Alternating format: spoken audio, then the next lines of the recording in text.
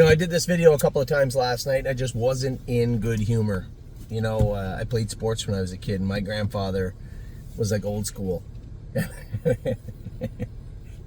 I remember I must have done something, and I had to do laps after a game for doing something when I lost. I can't remember what it was, but obviously I wasn't in good humor. And I did the laps, and, it just is what it was. And my mom was mad, and embarrassed, much like you would be. And my grandfather leaned in. I'll never forget it. My grandfather leaned in and he goes, "Boy, you show me a good loser and I'll show you a loser." And I never forgot that. I never quite understood it when it first happened, but later on in life, I would think of that moment and I would laugh so hard about it. You don't get it, so. No one likes being a loser, and nobody likes losing. And, we do pretty good at the stable. We do our best to put our horses in a spot to win, put ourselves in a position to win. And obviously, when you're racing against the Burkes, right, and Tactors and Melanders and Virgil Morgans and all the other good horsemen out there, it's tough. Everybody wants the same pot of gold. And it's very, very hard to do. We train our horses down. I think last night, and good for Ronnie Gillespie. It's good to see him win races. He's a really nice guy and super grassroots guy, right? That's a fair guy.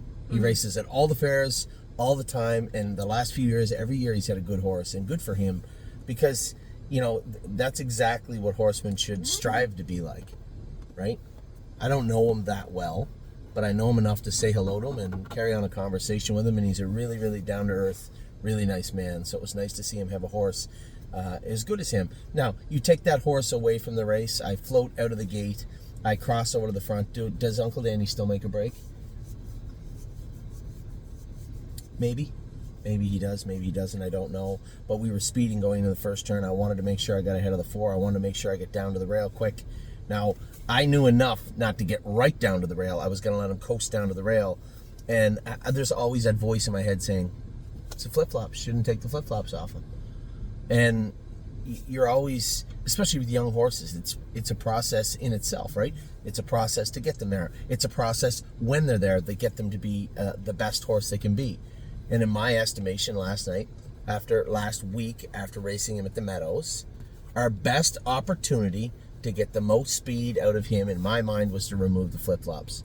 That was only verified when I trained him this week. I thought he trained well. When he warmed up, if you'd have walked over and said, "Hey, how'd he warm up?" Good. He was really good tonight. I was really happy with him. Not known for his breaks, so you can't really blame the horse. I didn't overexert him going into the turn. I was going into the turn in a way just to let him roll into the 2-hole. And no, he wasn't going to win in 54, but I didn't watch the replay. I was too angry to do it. But he was probably second or third, right? And then Amy said the filly division, maybe Tomboy Strong, And this is the thing. I haven't got an email about it, but I want everybody to understand this filly is a big, lanky filly. She will get better. And the reason she will get better is because of her attitude. She's got a good work ethic and a good attitude. They just flat out trotted her last night. If I stay left where Chris Page did, I'm 5th. But instead, I got her out in the outer flow. And again, I don't know how much she can trot last night. I want to be on the outer flow. The horse first over. They also walked. Yeah, the horse first over won the race, right? The horse second over got a big honk. Yeah, Mike Wilder was the one that come first over. Somebody said, "Oh, they went in 56." Just so we're clear, Mike Wilder's horse, that was the horse that was second in Jailbird Jog the other day. And if you watch the race closely, I cleared to the front, but he was coming to me down the lane. That was the horse that won the filly division last night. So I already had some pretty hardened stake experience, as much as you could have this time of year. Tomboy Strong come first over and win in 58 in the maiden. And trotted in 58 last night. Oh, if she's going to trot in 58 and be comfortable all summer, no problem. You can put her in the Buckeye and maul them all summer long. But I believe she will get faster. And here's the thing. A lot of the fillies like Diosa de la Danza, even Highest Honors, who raced his butt off last night. What you can do is look at it and say, okay, we may not have the best horse currently right now. We may never have the best horse in this division. Well, we can manage them to maximize our earning potential, let's say. I don't think anyone expects our horses to all be the best in our division. I do. I do. When I go on the track, I want them to be the best in the division. Yeah, the reality is, you're right. Ron Burke, somebody said, well, it's so tough to race against Burke. You know, he breeds the best, he buys the best, he has the best, he trains them all down, they're ready to go. Just so we're clear, the one he won the Colt division with, he bought that one last week for $250,000. Never bought it, never bred it, never bought it at the sale, never trained it down, never touched it until last week. And good for them. They just want the best horses, and they're willing to go out and pay for them. You know, Mark Weaver and Ron Burke, for the most part, they're playing chess when everyone else is playing checkers, right? They just have everything down to a science. It's so impressive to watch any stable be that good. And then you factor in how big his stable is. It is incredible how good these guys do and how well oiled they are. You know, I said to somebody the other day that, like, you know, they're talking about stables. I said, well, before Ron Burke was his father, Mickey Burke, right? So that stable has been 2 generations in the making, right? It's been polished and polished and polished. This is how you do things, Ronnie. You think his dad? I saw the respect he has for his dad. You know, he near broke down in tears when he won that race. What was it, a month ago, I think, and they did an interview with him. It was the North American Cup. Won the North American Cup, and this is the first big race he won since his dad had passed. So this is a stable that's been 2 generations in making, and it's just so impressive to watch these guys operate.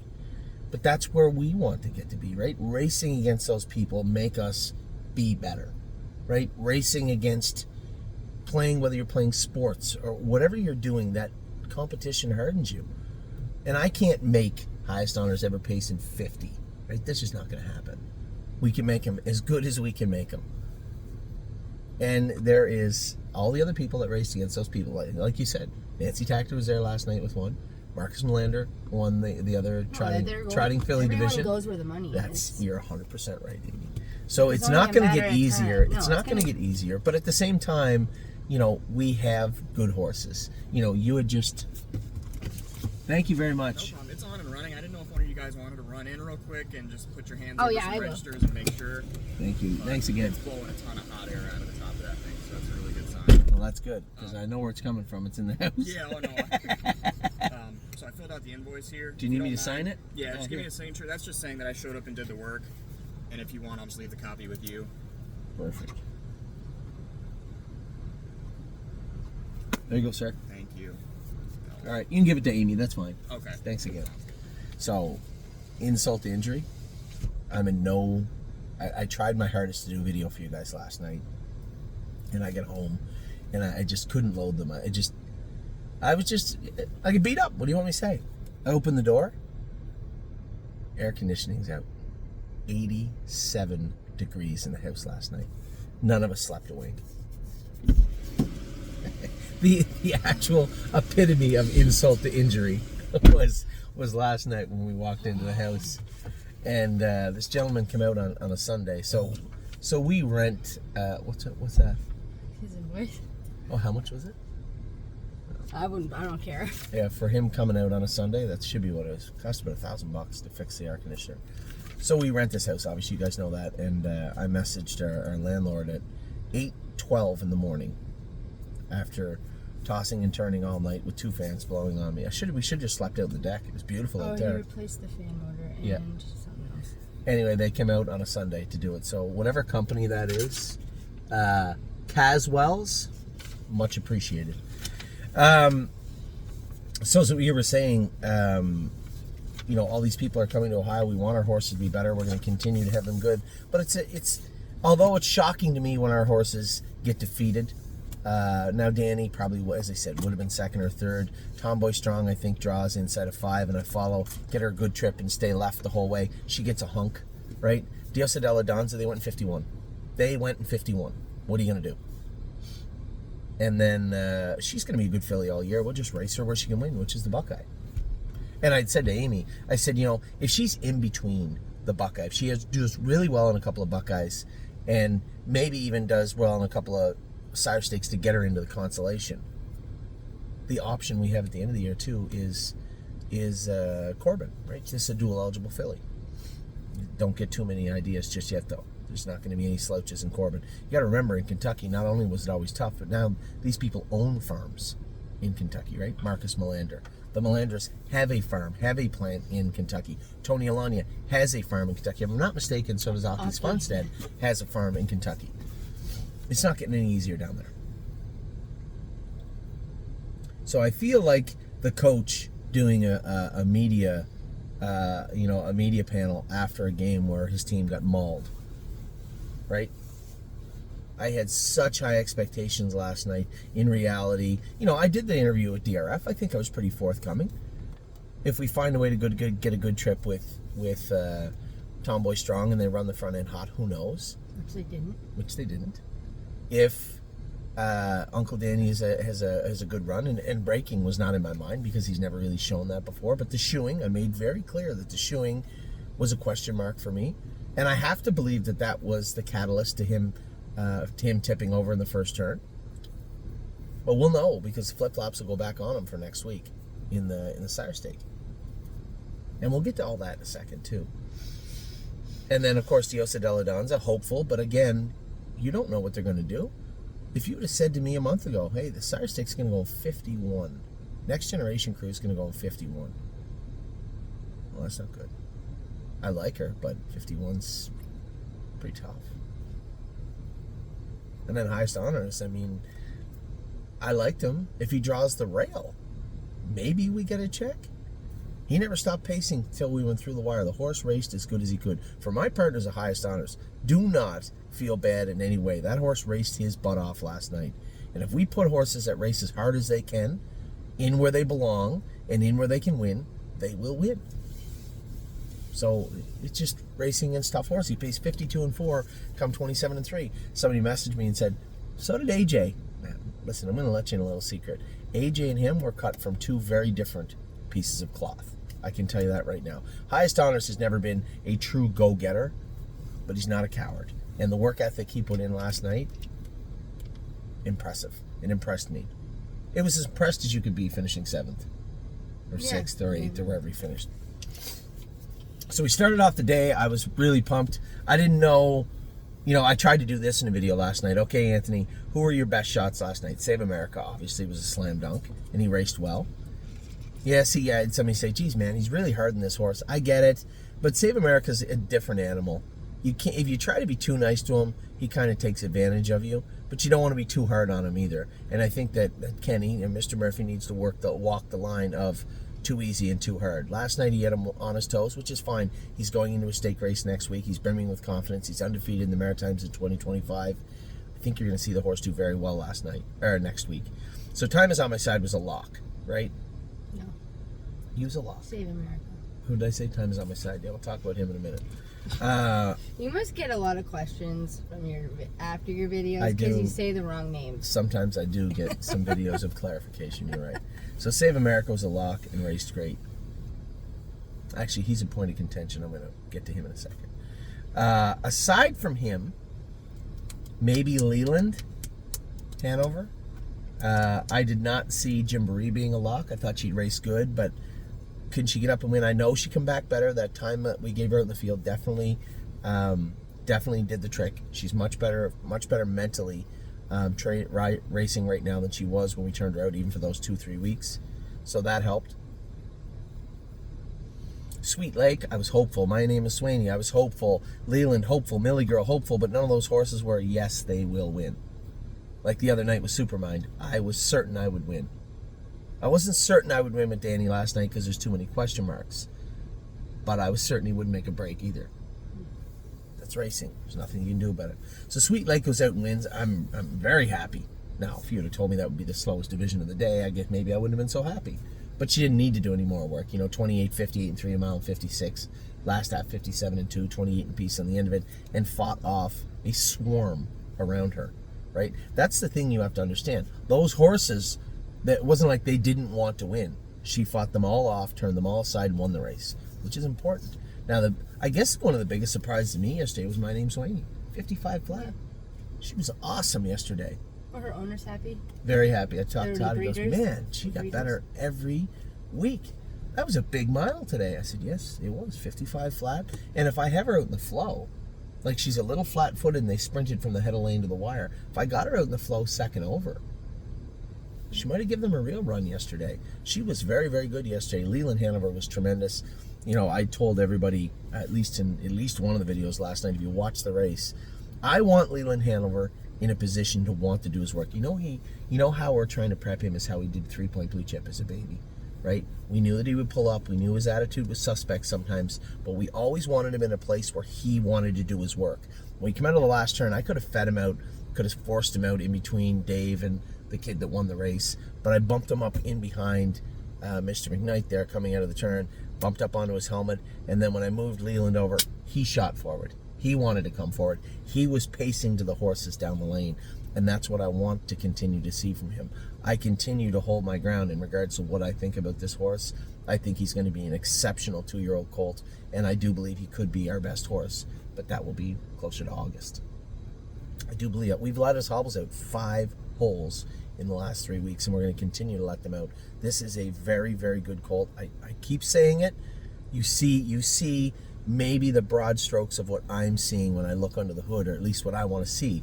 That's the other thing is that Amy said at the opening, you know, you can't think that you're going to win them all. Of course I want. That's exactly what I think. I want to win them all the time. But that's me, right? That's being competitive. And Millie Girl did exactly what she could. Nothing more. She did touch her knees yesterday, so set of knee boots on her. Good news, Jacob. She's nowhere near her ankles or her tendons, but she did find both of her knees. She didn't mark them up. The only reason I noticed, and she's barely brushing them, there was no heat or swelling in her knees on the outside, but both her front feet obviously covered in dirt when you come off the track. And horses that hit their knees, you see the inside of their feet are shiny from brushing and brushing and brushing. That's usually brushing knee boots. Yeah. But there was no dirt on the inside of her feet. I said, hold on a second. She scoped good? Yeah, she's so clean. I said, just hold on a second. I'm down, I'm looking at her feet, I'm looking at her knees. There's no heat, there's no swelling, there's no marks on her knees. But she was touching her knees. I guarantee you, coming out of the gate and coming out of the last turn, that's where she got out of the gear and got rough. And that's exactly why. So just a tiny set of knee boots on Millie and she'll be fine. My biggest issue with Millie is physically she's still immature. Mentally she is right on point. Physically she's a little frail, right? She needs to grow up a little bit. We just need to manage and take care of her. And I think what you're going to see is her come back really strong at 3 if we don't hurt her feelings at 2. And, you know, she's not going to go out and pace 51 like they did also yesterday in Pennsylvania. There's no easy miles. But I don't think there's a necessity to tramps all over Pennsylvania chasing horses that are going to go fast, right? I can make an argument for the next Stallion Series, but we need to get her in a maiden. I'd like to see her put 4 or 5 good miles in, and then along the way, and especially after that 5th start, reevaluate Millie Girl and see what we have. Because, and this is the thing, is that we have to understand what our horses are and what they are not, right? And just because I believe we should go to Ohio and we should win the Next Generation Colt and the Philly Trot and we should do well in the pit, it doesn't matter. The horses don't care, and everybody else is hoping and dreaming about the same thing. So management is very, very important moving forward. Now, we finished off the Meadows with Patrick and Tenacious. I knew they're both, if you drag Patrick back to last, but there's nothing you can do, you know. Sean Johnson did a great job with this horse every start, and he put him in a great spot again yesterday. The gapping in the last turn. Now, I've seen this before with him. I bet you if you scoped Patrick the Piranha yesterday, you'd see a little bit of swelling on his palate. When you drag him off the gate and then he gaps a bit in the last turn, it almost feels like there's a correlation between when you don't get away well with him because you have to fight him back, and then he's gapped in the last turn. I've seen this before, and we've scoped him where he has shown a little flipping. He has shown maybe a little blood. And I think that's just from grabbing him at the start. But there's nothing he could do. He had to do that when he did it. So, and again, I have no proof of this. I can't tell you that he did because we didn't scope him. But just chalk it up to a kind of a flat race. And then Tenacious Hanover, I guess a little overused, but at the same time, the way he felt, if he felt good, that's a good takeaway from yesterday. Because we did give him a few weeks because his right ankle was bothering him. His left ankle always bothered him behind. So, you know, the fact that you went out and actually did that work was good. Draw the inside, not have a race going 51, and I think we'll be just fine with Tenacious. You know, we didn't really get beat up. The horses didn't physically get beat up in Ohio last night, but Rock Shining Star physically got assaulted last night in and at Mohawk. You never ever see races at Mohawk look like the Calgary Stampede, and they certainly did last night. 4 wide into the turn, people pushing through and leaving people out. James gets rims a half 53, then James, just pays it forward to the next guy, gives it to him, 121, and I'm like, this horse might still win. Coming out of the last turn, I'm like, no, that's not now. He was 7th, but got raced really hard. I can't complain about racing horses over easy, and then complain when they get raced hard. It's just not fair. And I don't want to be the brunt of it, but at least a horse race broke out. And Rock Shining Star, the one thing about him, he usually bounces back good. I was happy to see him do that. In fact, if Harry wanted to, he could race him at Georgian or at Grand Rivers next start. The horse will get around a 5/8 pace, 48 a piece or 49 at Scioto. I think what we want to do too is make a laundry list of our horses that are those types of pretty decent horses. We may have a small string of horses in Southern Ohio. Not my favorite place to race in the winter. It's tough, Dayton and Miami Valley, but Save America, Rock Shining Star. We have 4 or 5 horses, Pacers and Trotters, that would do well down there. Pick up a couple, maybe of a string of 6 or 7 horses down around Southern Ohio. I know there is a large group of clients that want to have some sort of claiming group put together for down there also. It's not my favorite thing to do because it's a tough place to do business down there, but at the same time, that's something we can discuss as we head into the fall. Gymboree looked great last night. Watched the race twice. I thought she looked really good. Tyler drove her absolutely perfect too. Great job by that young man. I don't want to beat the drum about the Ohio horses last night, the ones in Scioto. I think everybody knows my position on them. Management. Get the flip-flops back on Danny. See how he does in the Sire Stakes next week. Supermine's going to go to the Sire Stakes. And also, we are going to take Emerald Tom to the Sire Stakes only because you have to race in at least 2 Sire Stakes to race in the Consolation, right? That's important. And the Buckeye this week is in Bucyrus. You may say, what is a Bucyrus? That would be like a plowed field with a racetrack put on it, with a bump going into the first turn, and that's where they're going to race the Buckeye horses this week. I raced there. One of our first days we did really good at the fairs was in Bucyrus. Do you remember that day? No. You don't? We raced Regula's horse there. What was that little tiny filly? And she was a Peter. Anyway, we did well that day. We won 2 or 3 races, and it's a nice place, a nice town. You really like the fair, I think. That's why I can't remember. I think you really like the fair, if I remember correctly. So that's why those horses will be in Scioto next Saturday. Save America was an easy winner. I talked about him also heading into the Governor's Plate. That's pretty much it, except for Time Is On My Side. Now, from time to time, I'll get an email from one of our clients, and I get that everybody wants to be 3 to 5 when they go on the track. That's exactly what I strive to do. But when you race, sometimes racing the very best is harder than racing the very worst, right?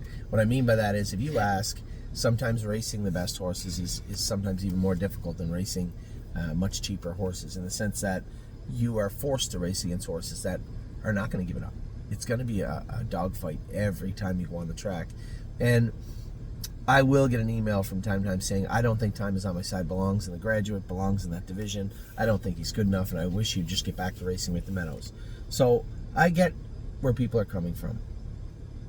And I've had a number of different levels of emails from people, from constructive to my 2 cents to people that are a little upset.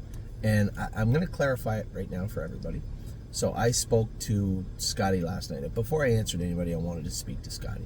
I spoke to Scotty last night, and he said, it's not going to be easy, Anthony,